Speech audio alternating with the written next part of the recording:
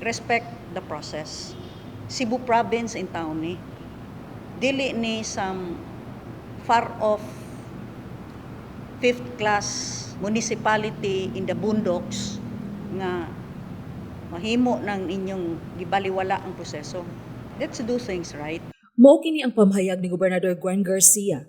Human adunay laing nilingkod isip Hepe sa kapulisan sa probinsya sa Sugbo, bisan pa man og nakapili na siya og laing.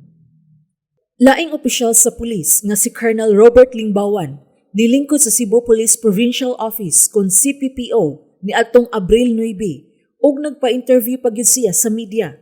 Samtang si Gobernador Garcia nakapili na unta og iyang choice isip Hepe sa Cppo nga si Police Colonel Engelbert Soriano kaniadto pang Abril 7. Matud sa gobernador nga nasurpresa siya dihang nagpahinabi na si Lingbawan ngadto sa mga tigbalita nga siya ang acting Cppo director usa ka semana human siya mipili ni Soriano isip hulip ni Police Colonel Aladin Collado.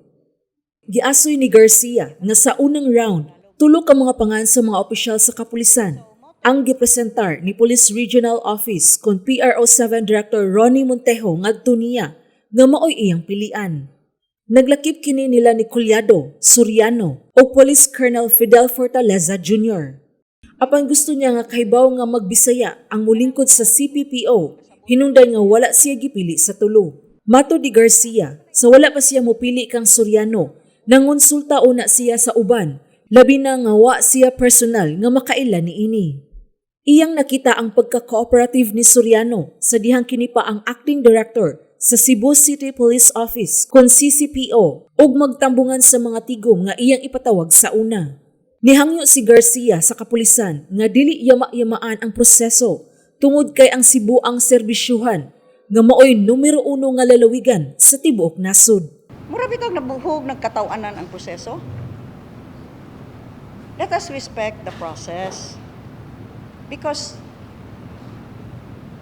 doon na may klaro nga gisunod ani memorandum from the Directorate of Personnel for Records Management or the DPRM dated January 7 recommending the following names of eligible police commissioned officers as provincial director. Naamay process. Nasagbuyo ang gobernador nga nagpadayag na si Lingbawan sa iyang mga plano alang sa probinsya nga wala pa gani makig-coordinate kaniya og ni presentar sa kaugalingon. Hello, you have to work with the governor. Lisod kaayo og kalit na lang kagpresentar sa imong kaugalingon. And do not try to preempt me. Murag my hand was being forced ba? Murag I was being pushed into a corner. I really did not appreciate that interview without even the courtesy of informing me when you knew very well nga doon na ako'y choice. Sheila Gravinez, Balita sa Sugbo.